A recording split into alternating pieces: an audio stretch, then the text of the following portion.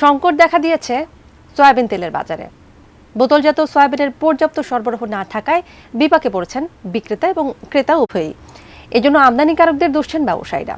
পলাশী বাজার থেকে সয়াবিন তেলের খবর জানাতে সরাসরি যুক্ত হচ্ছেন সহকর্মী রবিউল ইসলাম রবি।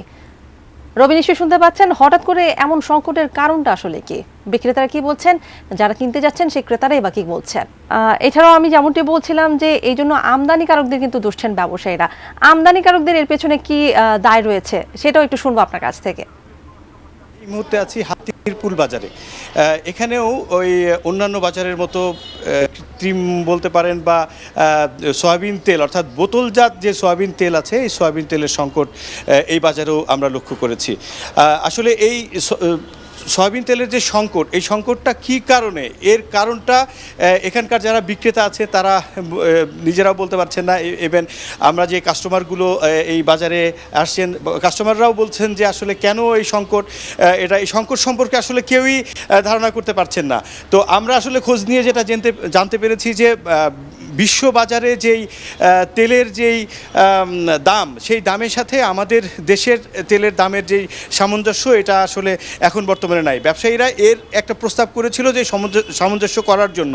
তার পরিপ্রেক্ষিতে সরকার এই ভোজ্য তেলের উপরে শুল্কও কিছুটা হয়তো কমিয়েছিল, কিন্তু সেটাতেও ব্যবসায়ীদের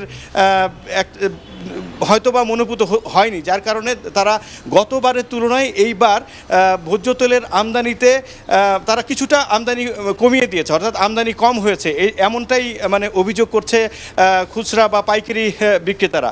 এখানে আসলে কি কারণে এই ভোজ্য তেলের দাম এই খুচরা বাজারে বাড়তি বা কি কারণে সংকট দেখা দিয়েছে, এই সংকটের বিষয়ে আমরা একটু জানবো আমাদের একজন দোকানির কাছ থেকে।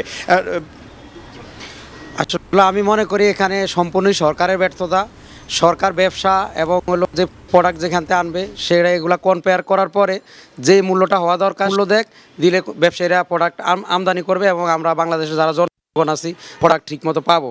এখন সরকার বসে চাপা মারতেছে, আমি সব পারবো, আসলে কিছুই পারবো না। যত তাড়াতাড়ি এখান থেকে যায় দেশের জন্য অতি ভালো। আচ্ছা, আমরা জানতে পারলাম যে আসলে মূলত